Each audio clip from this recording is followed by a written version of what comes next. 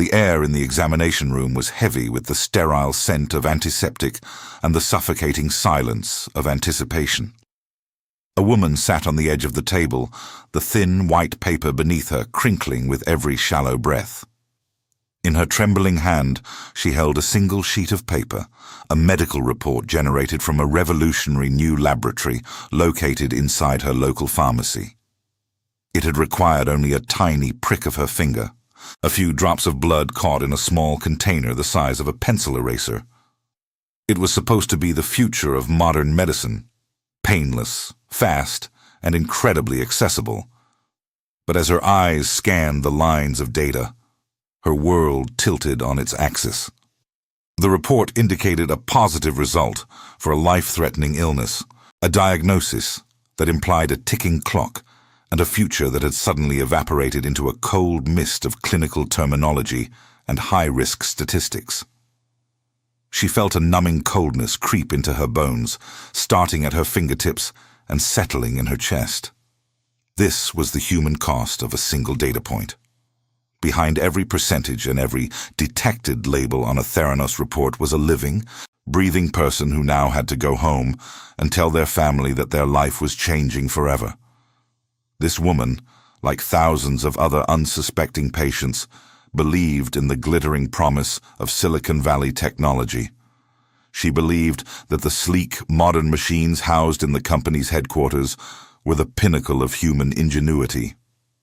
She spent many sleepless nights mourning a health she hadn't actually lost, organizing her final affairs, and enduring the crushing weight of a terminal shadow that had been cast over her family. However, the medical reality was a stark and terrifying departure from the laboratory's output. When she finally sought a second opinion from a specialist, the doctor was visibly puzzled. Her physical symptoms and general health simply did not match the catastrophic physiological failure suggested by the Theranos results. A traditional blood draw was ordered, the old-fashioned kind, with a long needle and several vials of deep red liquid. When those results returned several days later, they were perfectly clear. There was no disease. There was no terminal clock. The emotional wreckage she had endured for weeks was based entirely on a fabrication. In that cold, clinical office, the truth finally surfaced. The machine had lied. It hadn't just made a minor clerical error, it had conjured a nightmare out of thin air. In those moments of realization, the silence is deafening. There is no swelling music to soften the blow, and no dramatic camera angle to capture the immense relief that feels more like a physical shock.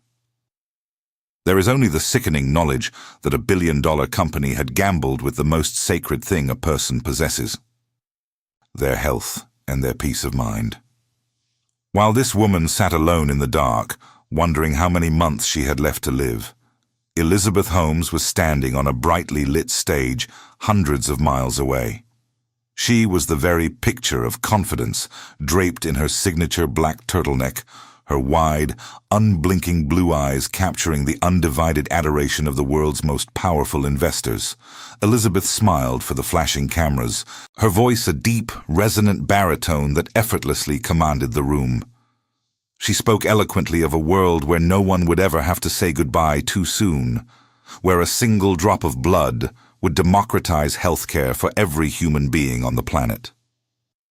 She touted her invention, the Edison, as a miracle of engineering, a sleek black box that could perform hundreds of tests simultaneously without the need for traditional labs. But as she stood there, accepting the standing ovation of world leaders and titans of industry, she knew the secret truth that the patients did not.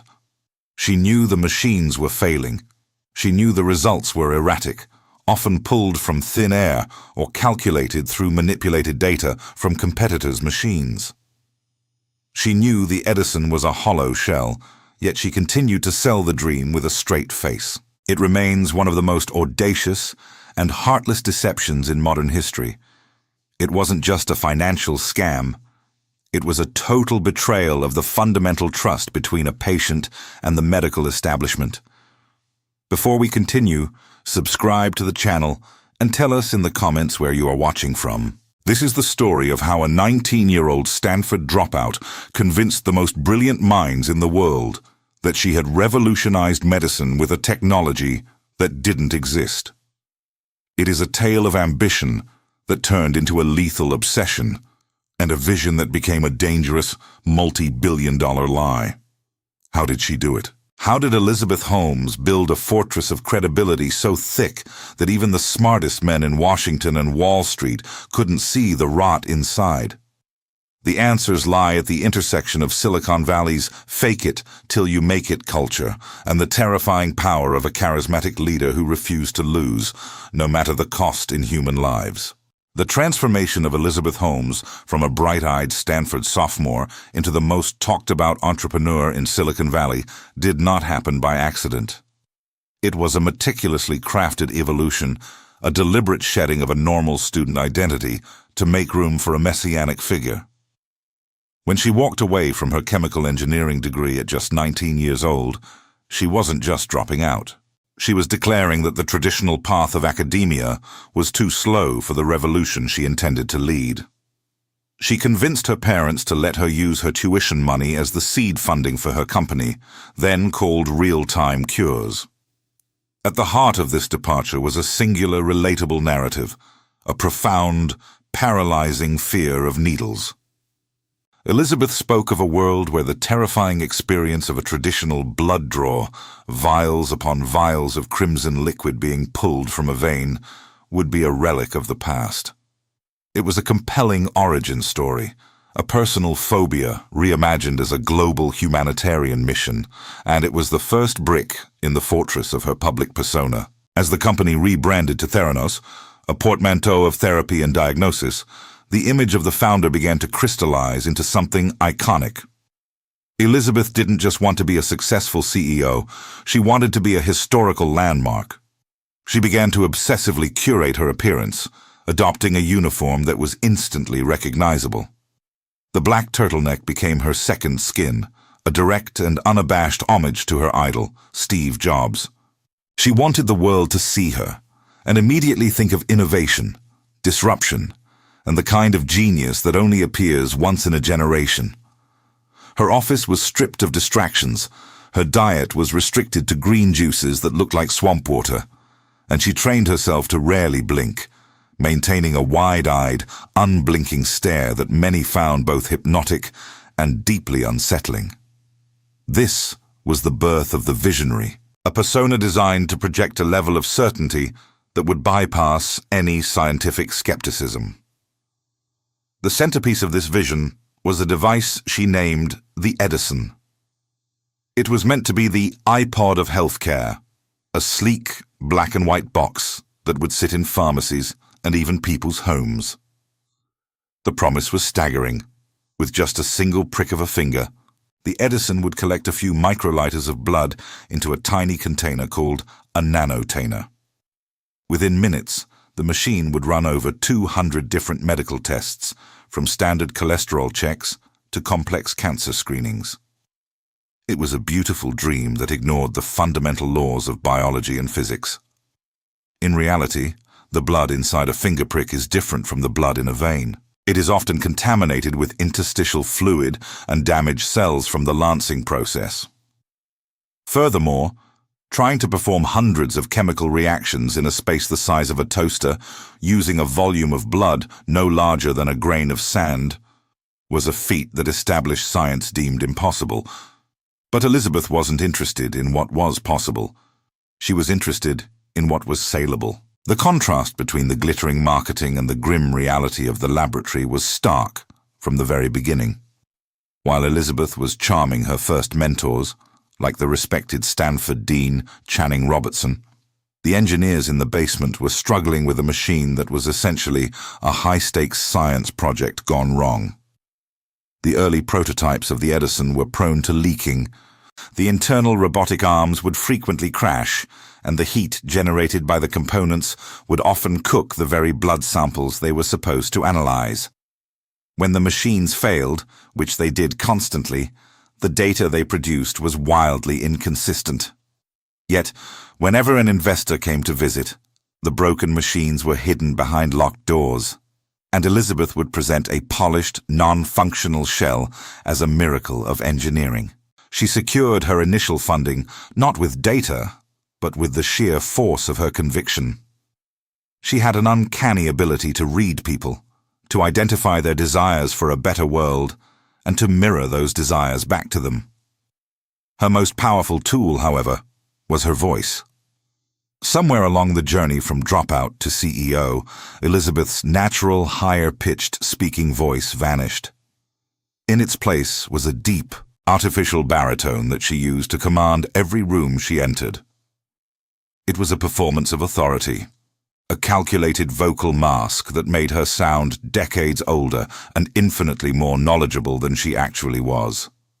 This voice, combined with her unblinking gaze and the black turtleneck, created an aura of invincibility. People wanted to believe her because the alternative, that a 19-year-old was orchestrating a massive, high-tech illusion, was simply too audacious to consider. Even as the first cracks began to appear in the technology, the myth of Elizabeth Holmes was growing, fueled by a Silicon Valley culture that valued the big idea far more than the messy, inconvenient reality of scientific proof. The secret of the Edison's failure was buried deep, protected by a growing web of non-disclosure agreements, and a leader who had decided that the truth was whatever she said it was. Elizabeth knew that in the world of high finance and global politics, a black turtleneck and a deep voice were only the first layers of her armor. To truly protect her fiction, she needed more than just a persona. She needed the weight of history and the gravity of the American establishment. She began to assemble a board of directors that looked less like a tech startup's advisory team and more like a presidential cabinet. This was her fortress of credibility. She recruited the gray men, figures of immense power, who provided her with instant, unquestioning respect. At the center of this circle was George Shultz, the former Secretary of State. He wasn't just a board member. He became a grandfather figure to Elizabeth, shielding her from professional scrutiny. Then came Henry Kissinger, another diplomatic titan, followed by General James Mattis and former Secretary of Defense William Perry. These titans were captivated by the young woman in the black turtleneck. They saw in her a brilliant mind that could do for healthcare what they had done for international relations. If these icons of American power believed in Theranos, the world felt it had no choice but to follow. This institutional validation triggered an unprecedented investment frenzy. Venture capitalists and private investors, driven by a feverish fear of missing out, began pouring hundreds of millions of dollars into the company. The valuation of Theranos skyrocketed into the billions, making Elizabeth the youngest self-made female billionaire in history. But the money wasn't coming from experts who understood blood chemistry.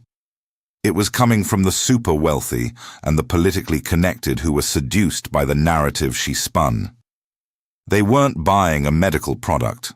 They were buying a stake in a revolution that felt inevitable because of the legends standing behind it. The media soon followed the money, elevating Elizabeth to the status of a secular saint. Her face, with its wide, unblinking eyes, graced the covers of Fortune, Forbes, and Inc. magazines. She was hailed as the female Steve Jobs, a visionary who was finally going to disrupt the laboratory industry. The press fell in love with the story of the dropout who was outsmarting the medical establishment. Every interview followed the same scripted path. The childhood fear of needles, the tiny drop of blood, and the promise of a more transparent healthcare system. Elizabeth played the role to perfection, offering vague, poetic descriptions of her technology while avoiding any hard data. But a multi-billion-dollar valuation requires more than just magazine covers. It requires a path to the market, and that path led directly to Walgreens. In a massive deal that promised to put a Theranos wellness center in pharmacy locations, Elizabeth moved her unproven technology out of the controlled secrecy of her headquarters and into the real world. The executives at Walgreens were so terrified that Elizabeth would take her revolutionary Edison to their competitor, CVS, that they bypassed their own due diligence. They never saw the machine actually work. They were simply told it was too proprietary to be inspected. This was a high-stakes gamble where corporate fear trumped patient safety. This created a dangerous promise loop. Elizabeth would use the prestige of the Walgreens deal to secure more investment, then use that new capital to promise that the technology would be ready soon. Behind the glass walls of the Theranos offices, however, the evidence gap was becoming a canyon.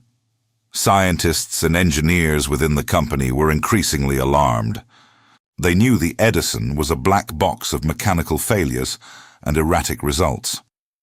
While Elizabeth spoke at conferences, her staff watched the machines fail in the basement.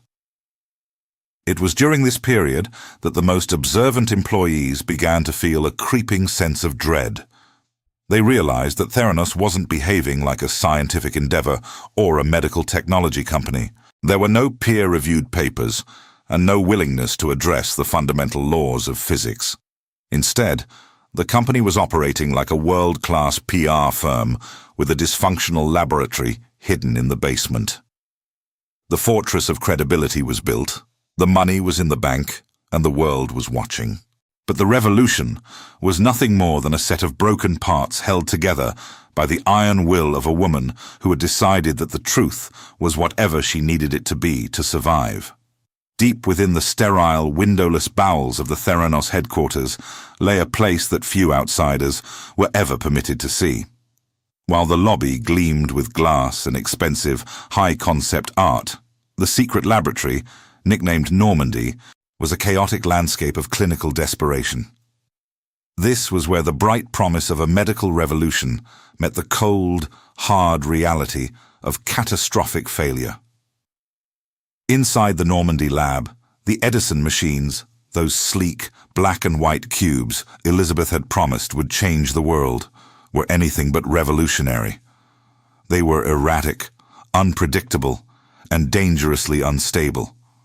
On any given day, a lab technician might walk in to find a machine had literally exploded, its internal centrifuge having shattered under the intense stress, spraying biological waste and glass across the interior of the unit. The smell of burnt plastic and metallic copper hung heavy in the air, a constant reminder that these devices were not medical miracles, but half-baked prototypes being pushed far beyond their physical limits. The technical failures were systemic and embarrassing. The Edison was designed to perform hundreds of tests, but it struggled to complete even the simplest metabolic panel without error. The internal robotic arms would frequently jam, or the automated tips would fail to pick up the correct amount of blood. Because the volume of blood from a finger prick was so minutely small, there was absolutely no margin for error. If a single drop leaked or a tip malfunctioned, the entire test was ruined. Yet the pressure from Elizabeth and her chief operating officer, Sunny Balwani, was relentless. They didn't want scientific excuses.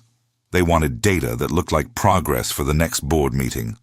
This desperation led to the birth of the company's most guarded and shameful secret, the Great Deception. When the Edison proved incapable of providing the results needed for the Walgreens partnership, Theranos didn't pause to fix the science.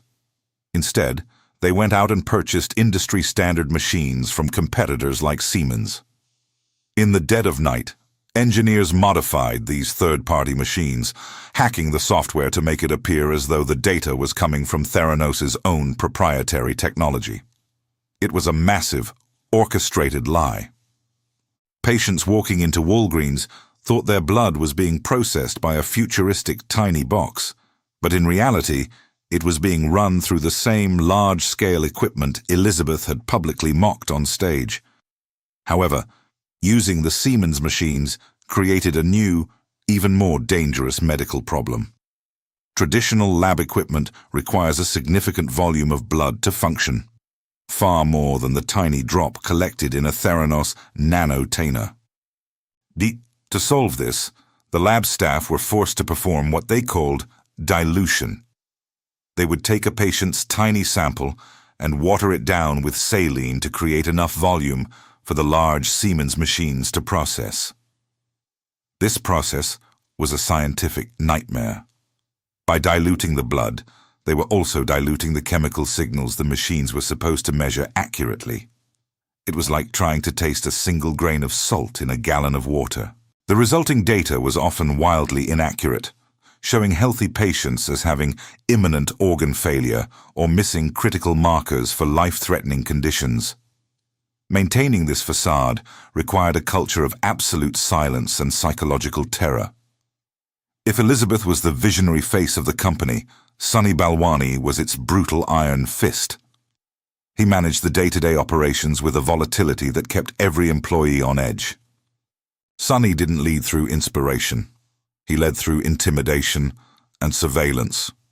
He monitored employee emails with obsessive detail, tracking how long people stayed at their desks and exactly who they spoke to during lunch breaks. Anyone who raised a hand to question the validity of the tests or the ethics of the dilution process was quickly labeled a cynic or a hater. Security guards were often used to escort whistleblowers out of the building within minutes of their firing, their personal belongings left behind as a silent warning to others. The question that haunted the halls of Normandy was simple. How long could they hide the fact that the revolution was a collection of broken parts and stolen tech? The pressure was becoming unbearable, especially for the younger staff who hadn't yet been hardened by the cynical corporate culture of Silicon Valley. Among them were two idealists, Tyler Schultz and Erica Chung. The internal rebellion began not with a shout, but with a quiet, persistent gnawing at the conscience of those who still believed in the sanctity of science. Tyler Schultz was 22, a fresh Stanford graduate who had joined Theranos with the wide-eyed optimism of someone who believed he could change the world. His presence at the company was more than just a job. It was a family legacy. His grandfather, George Schultz, the former Secretary of State and a titan of American policy, sat on the board and was one of Elizabeth's most fervent supporters. To George, Elizabeth was the next Steve Jobs, a generational talent who would redefine medicine. But Tyler, working in the sterile, high-pressure environment of the laboratory, saw a different reality. He saw the failed validation reports, the way the Edison machines regularly malfunctioned, and the blatant manipulation of data to pass quality control. When Tyler finally told his grandfather that the technology was a fraud, he expected the elder statesman to be horrified. Instead, he was met with a cold wall of disbelief. George had been charmed by Elizabeth's conviction, and he chose to believe the visionary founder over his own grandson, leaving Tyler isolated within a company that functioned like a cult of personality. As Tyler wrestled with family betrayal, a different pressure was mounting at the Wall Street Journal. John Carreyrou, a seasoned investigative journalist, had received a tip that sounded like something out of a techno-thriller. A source suggested that the Silicon Valley darling, valued at $9 billion, was a hollow shell. Carreyrou began a painstaking investigation under a veil of extreme secrecy. He knew that if Theranos caught wind of his inquiries, they would use their immense resources to bury the story before it ever saw the light of day. He started reaching out to former employees like Erica Chung, a young lab worker who had seen the chaos firsthand. Erica had watched in horror as the company ran patient samples on machines they knew were producing erratic results. She knew the danger was real. When Carreyrou finally connected the dots between the internal failures and the public promises, he realized he wasn't just looking at a business story. He was looking at a massive public health crisis. The response from Theranos was swift and brutal.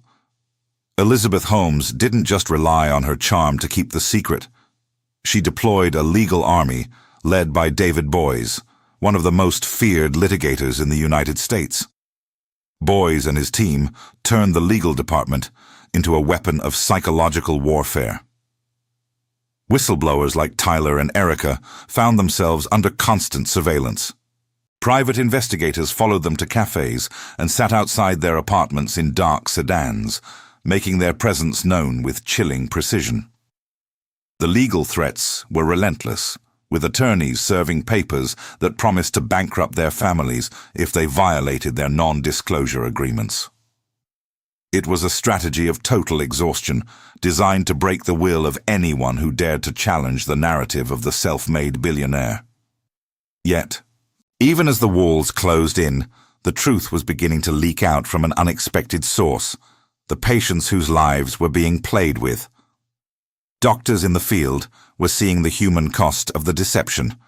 They reported cases where Theranos results were so wildly inaccurate that they nearly led to catastrophic medical errors. One patient was told her blood sugar was at lethal levels, while another received results indicating an imminent stroke that was non-existent. The discrepancy between the laboratory's output and medical reality was becoming impossible to ignore. As Carreyrou prepared to publish his findings, the clock was ticking against a company that was still raising millions and expanding into more Walgreens locations. Elizabeth was at the height of her fame, appearing on the covers of major business magazines, her deep voice projecting an aura of absolute certainty. But the secret was out.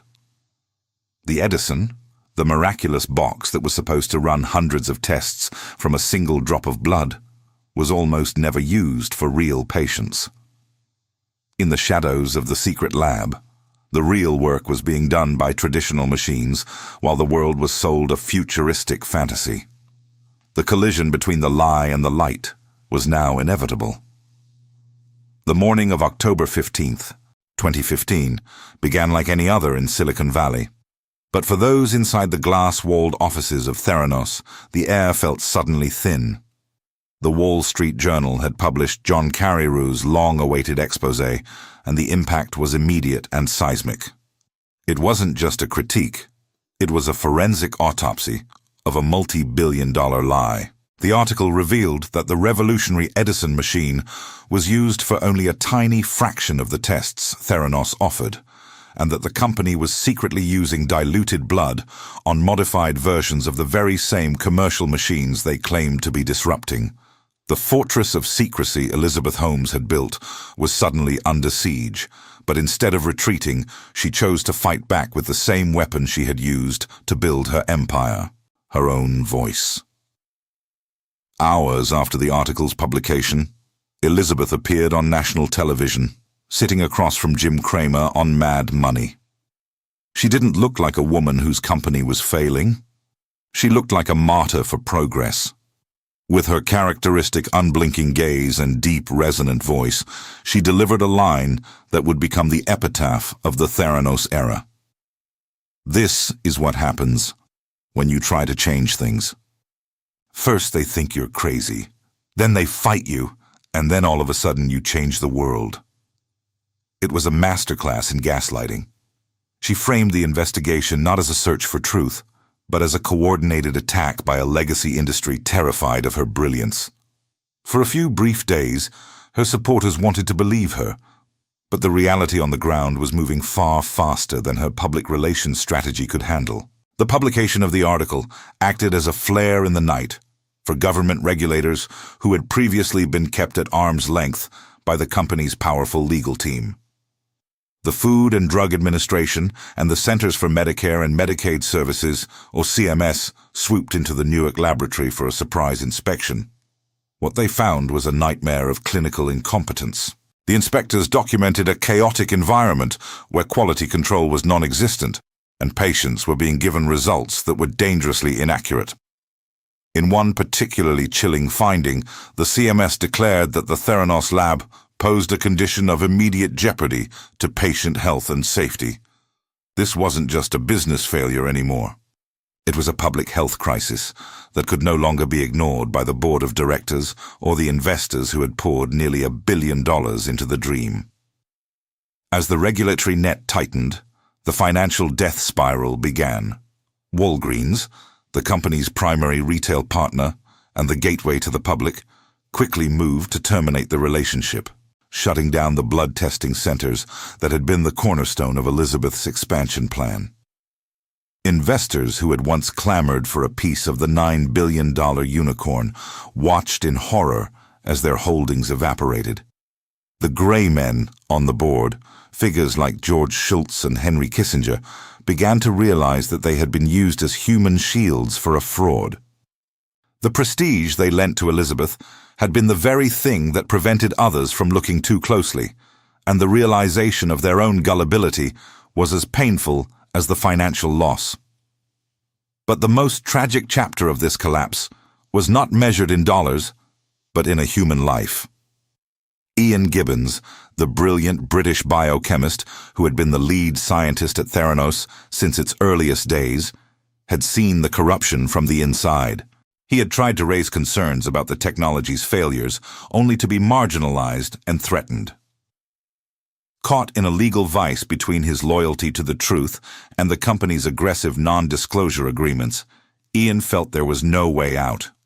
He was subpoenaed to testify in a patent lawsuit, a situation where he would either have to lie under oath or betray the company he helped build.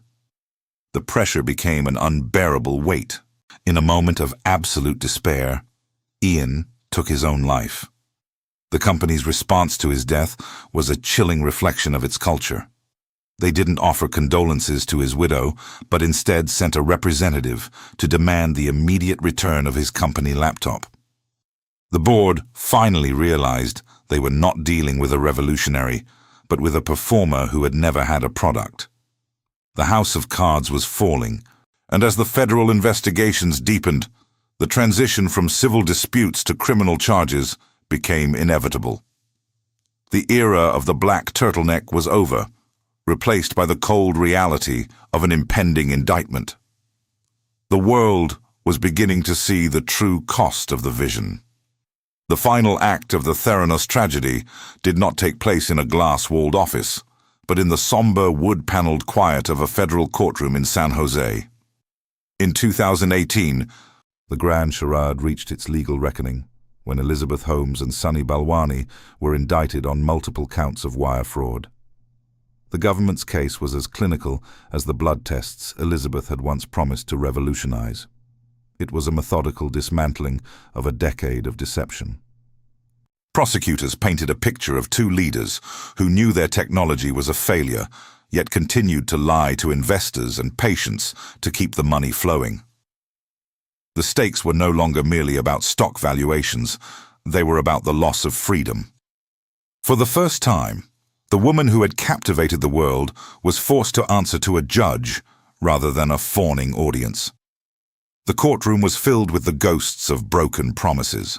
When the trial finally began years later, the public saw a transformation that was as calculated as the original black turtleneck persona. The deep, authoritative voice remained, but the costume had changed. Gone were the Steve Jobs-inspired uniforms.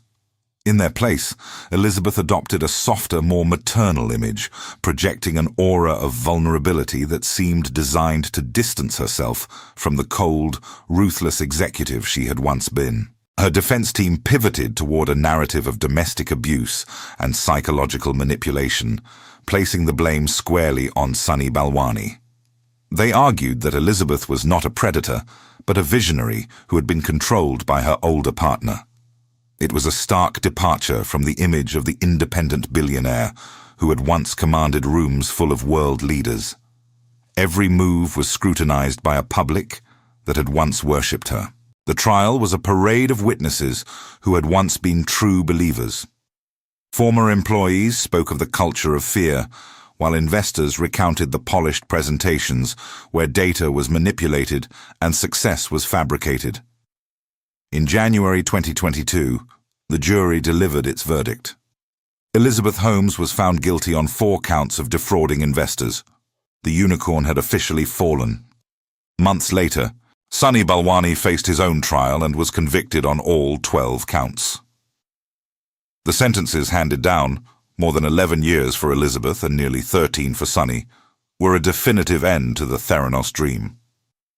The woman who had once been the youngest self-made female billionaire in the world was now a convicted felon, destined for a federal prison cell. The $9 billion valuation was gone, replaced by a prison identification number. The conviction was a message that Silicon Valley was not above the law. Yet, a lingering question hung over the nation. How did this happen? How did some of the most powerful and experienced men in American history, men like George Shultz, Henry Kissinger, and General James Mattis, fall so completely for a story that lacked any verifiable data? The answer lies in the seductive power of a perfect narrative. Elizabeth Holmes offered them a chance to be part of something legendary, a technological miracle that promised to save lives and disrupt a multi-billion-dollar industry.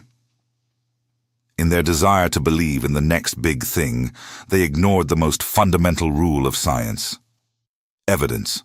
They mistook charisma for competence and a compelling vision for a functional reality. These titans of industry, who had survived wars and political scandals, were undone by a dropout with a deep voice and a dream. The story of Theranos serves as a grim warning about the culture of disruption.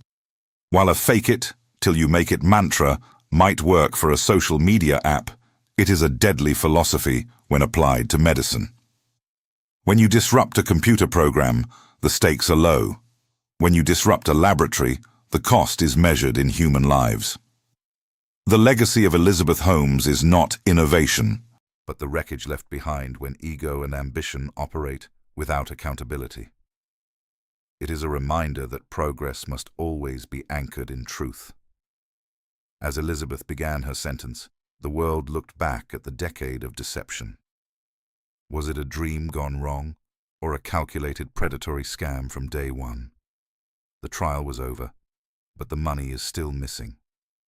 And the enigmatical Elizabeth Holmes has one last card to play.